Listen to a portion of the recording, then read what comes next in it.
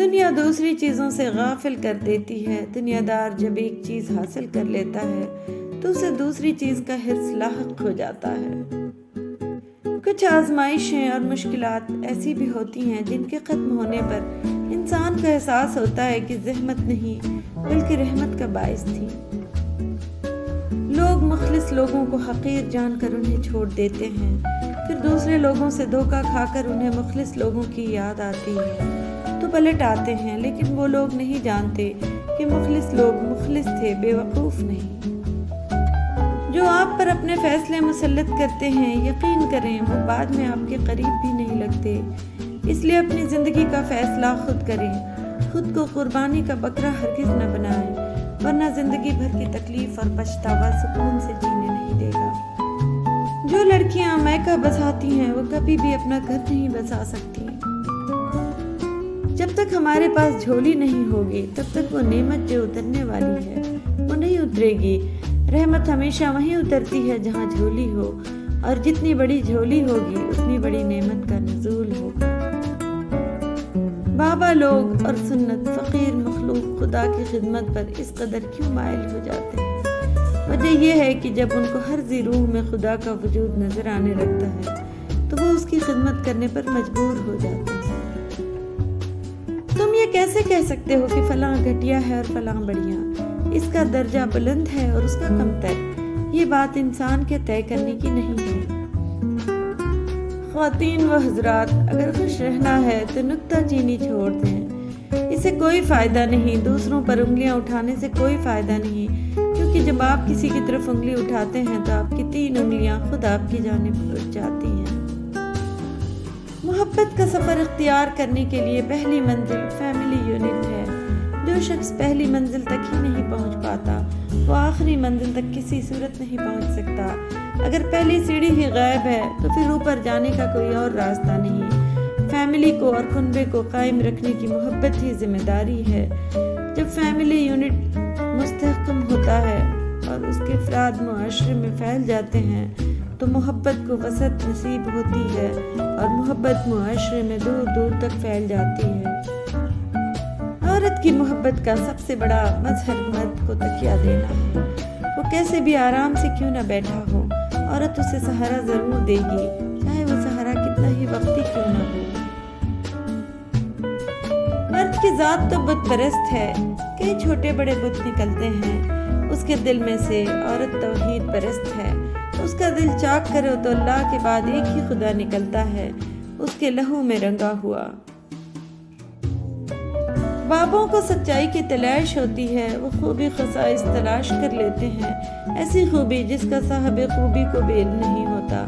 بابے خرابی تلاش نہیں کرتے۔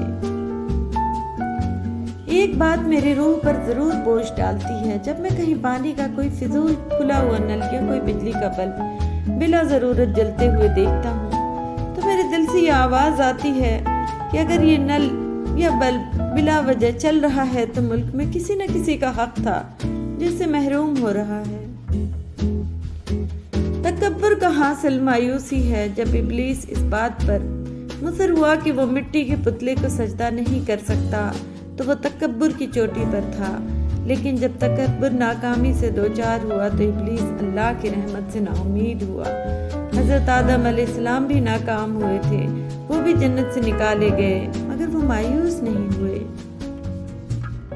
ہر اس شے پر تنقید کرنا کس قدر آسان ہے جو آپ کے تصورات اور نظریات کے خلاف ہے، اور اس کو سمجھنا اور اس پر غور کرنا کس قدر مشکل کام ہے۔ جو شخص ہمیشہ نکتہ چینی کے موڈ میں رہتا ہے اور دوسروں کے نقص نکالتا رہتا ہے وہ اپنے آپ میں تبدیلی کی صلاحیت سے محروم ہو جاتا ہے۔ خدا جب کسی کی مدد کرنے پر آتا ہے تو لامعلوم سے کوئی سبب پیدا کر دیتا ہے اور نہ ہونے سے ہونا نکال دیتا ہے۔ بھینس کے دل میں کبھی یہ خیال نہیں آیا کہ آج کھانا نہیں کھاتے بلکہ روزہ رکھنا ہے۔ انسان کے دل میں خیال آتا ہے کہ روزہ رکھوں اور اپنا احتساب کروں۔ کسی مگرمچھ نے یہ نہیں کہا کہ 270 برس کی عمر ہو گئی ہے، اس نے بڑے ظلم کیے ہیں اور اب اسے شرمندگی کا کچھ احساس ہونا چاہیے اور اللہ سے معافی مانگنی چاہیے۔ انسان کا رتبہ صرف اس وجہ سے بلند ہے کہ وہ اپنی خود احتسابی میں شامل ہوتا ہے۔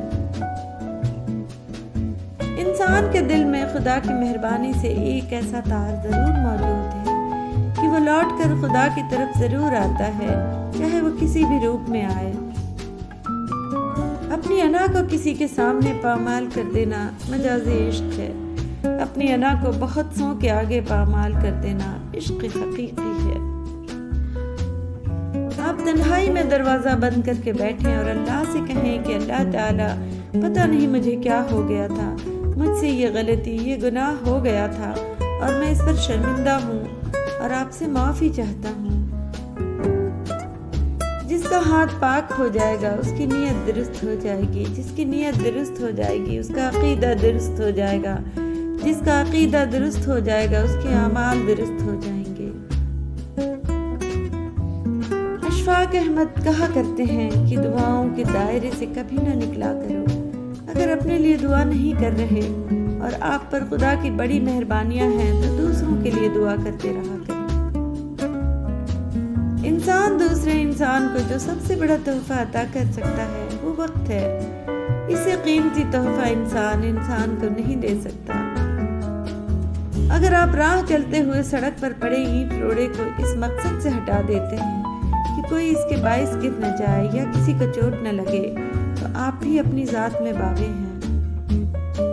اللہ کے ساتھ تعلق تو ایسا ہونا چاہیے کہ آدمی اپنے کمرے کے اندر پلنگ کے بازو پر بیٹھا ہو اور اس کے ساتھ باتیں کر رہا ہو اور اپنی مشکلات بیان کر رہا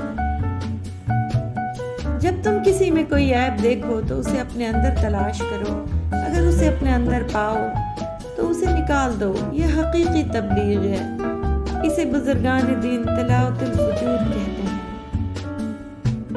بابا جی کہنے لگے، پتر محبوب کو دیکھنا محبت کی شرط نہیں، کوئی بنا دیکھے اویس قرنی رضی اللہ تعالیٰ عنہ بن جاتا ہے اور کوئی پاس رہ کر بھی ابو جہل ہی رہتا ہے۔ ایک دن ہم ایک دوسرے کو یہ سوچ کر کھو دیں گے کہ وہ یاد نہیں کرتا تو ہم اسے کیوں یاد کریں۔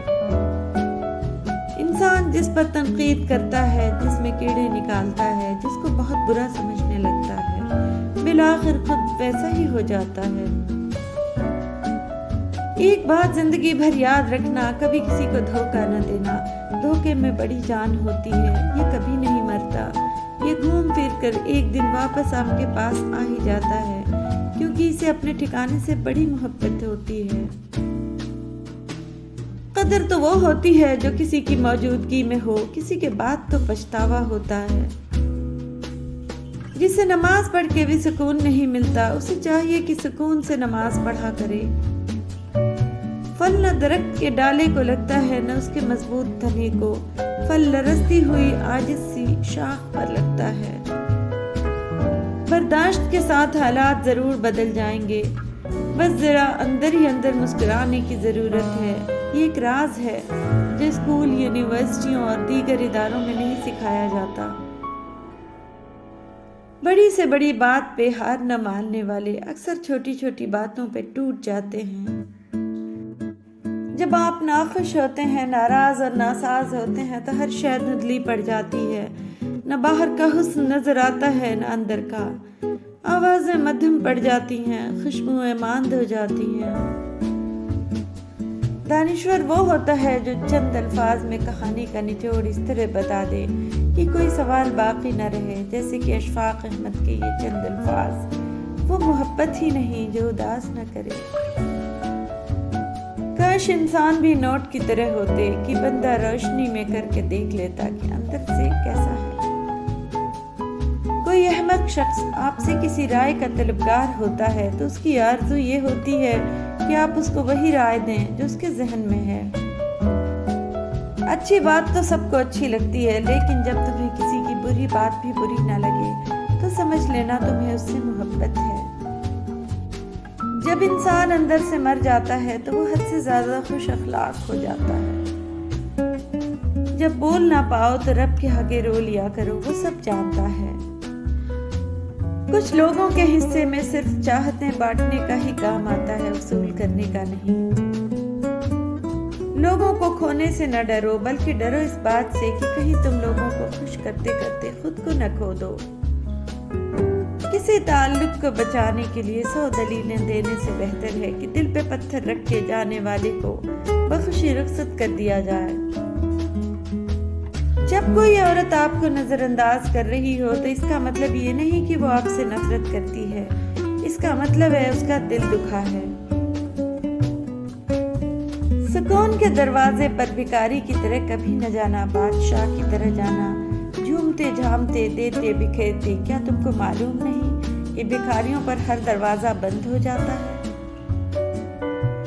کوئی کسی کی خوشی برداشت نہیں کرتا۔ آپ کو کسی سے محبت ہوگی، آپ خوش ہوں گے، پر یہ خوشی اپنے بھی برداشت نہیں کرتے۔ وہ آپ کو کہیں گے وہ صحیح نہیں ہے، ہر بندہ اس کے خلاف بھڑکائے گا۔ اصل میں یہ اپنے نہیں آستین کے سانپ ہیں۔ پر آپ محبت کم نہیں کرنا، جس نے ہر وقت ساتھ دیا اسے کبھی مت چھوڑنا۔ کوئی آپ سے محبت لینے آئے تو اسے محبت دینا، محبت سکھانے نہ لگ جانا۔ محبت دینے میں محبت ہے، محبت سکھانے میں نہیں۔ ماں سے کبھی حساب مت کرنا، ورنہ تم پر رزق کے سارے دروازے بند کر دیے جائیں گے۔ چھوٹا بن کر رہو گے تو ہی بڑی بڑی رحمتیں ملیں گی، کیونکہ بڑا ہونے پر تو ماں بھی گود سے اتار دیتی ہے۔ دوران گفتگو سب سے بڑی غلطی جو ہم کرتے ہیں وہ یہ ہوتی ہے کہ ہم سمجھنے کے لیے نہیں سنتے، بلکہ جواب دینے کے لیے سنتے ہیں۔ مسلمانوں کا ہر فرقہ ہی ایک دوسرے کو کافر کہتا ہے، بس ایک کافر ہی ہم سب کو مسلمان کہتا ہے۔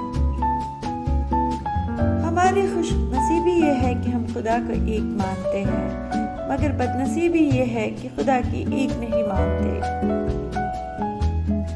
ایک بات یاد رکھو، امیر ہونا کوئی گناہ نہیں، البتہ فیاض اور سخی نہ ہونا گناہ ہے۔ درد وہ ہوتا ہے جو ہمیں دوسروں کو تکلیف میں دیکھ کر ہو، ورنہ اپنا درد تو جانوروں کو بھی محسوس ہوتا ہے۔ مسلمانوں کے نہ رکنے والے زوال کی وجہ یہی ہے کہ ہم نے آسانیاں تقسیم کرنے کے بجائے رکاوٹیں کھڑی کرنے کا فن سیکھ لیا ہے۔ ہم زندگی میں ضرور کامیاب ہوں گے اگر ہم ان نصیحتوں پر عمل کر لیں جو دوسروں کو کرتے ہیں۔ فاتحہ لوگوں کے مرنے پہ نہیں، احساس کے مرنے پہ پڑھنی چاہیے، کیونکہ لوگ مر جائیں تو صبر آ جاتا ہے، مگر احساس مر جائے تو معاشرہ مر جاتا ہے۔ شدید دکھ ہوتا ہے جب ہم کسی پر اندھا یقین کریں اور وہ ثابت کر دے کہ ہم واقعی اندھے ہیں۔ ہم کبھی بھی کسی کے لیے اہم نہیں ہوتے، یہ سب ہمارے وہم کا کھیل ہے کہ اگر ہم اچانک کہیں غائب ہو جائیں تو کوئی ہمارا منتظر رہے گا۔ یہاں کوئی کسی کے واسطے نہ منتظر رہتا ہے نہ بے چین۔ لوگ اور چیزیں اتنی تیزی سے ہماری جگہ کو بھر دیتی ہیں کہ کبھی کبھی ہم واپس لوٹ بھی آئیں تو خود کا آنا خود پہ بھاری گزرنے لگتا ہے۔ اگر آپ اس گمان میں ہے کہ آپ نے کسی کے لیے بہت کچھ کیا، وقت دیا، اپنی نیند خراب کی، سونے کے اوقات تبدیل کیے، اپنی عادات و اطوار، لہجہ اور زندگی جینے کے انداز بدل ڈالے، اور ان سب کی اگلے انسان کی نظر میں بڑی اہمیت ہوگی، تو مبارکباد وصول کریں۔ ایسا کچھ نہیں ہے، آپ صرف استعمال کیے گئے ہیں۔ عورت کی محبت بہت خالص ہوتی ہے، جس سے محبت ہو جائے اس کے نام پر مر مٹ جاتی ہے۔ وہ جیسے کہتا ہے کرتی ہے، ساری زندگی اکیلی گزار دے گی مگر شرک نہیں کرے گی۔ یہی اس کی خوبی ہے اور نیک ہونے کی نشانی ہے۔ جسے ایک بار جڑ گئی بس اس کی ہو جاتی ہے، کسی اور کا سوچنے سے پہلے وہ مرنا پسند کرتی ہے۔ اپنی زبان سے نکلے الفاظ کی ذمہ داری تو ہم لے سکتے ہیں، لیکن سمجھنے والی کی سوچ کی ذمہ داری کسی طور پر نہیں لے جا سکتی۔ کالی اینک لگا کر دنیا کو کالا کہنا کچھ لوگوں کی تربیت میں شامل ہوتا ہے۔ لوگ کہتے ہیں حیا آنکھوں میں ہونی چاہیے، میرا یہ خیال ہے کہ حیا کردار میں زیادہ ہونی چاہیے کہ آنکھیں کبھی بھٹک بھی جائیں تو مضبوط کردار آنکھوں پہ قابو پا ہی لیتا ہے۔ اگر مرد آپ سے بار بار معافی مانگ کر آپ کو منا رہا ہے، آپ کے غصے کا برا نہیں منا رہا، یقین جانے آپ بہت خوش نصیب ہو۔ جس محبت میں کھونے کا ڈر نہ ہو وہ محبت سچی نہیں ہوتی۔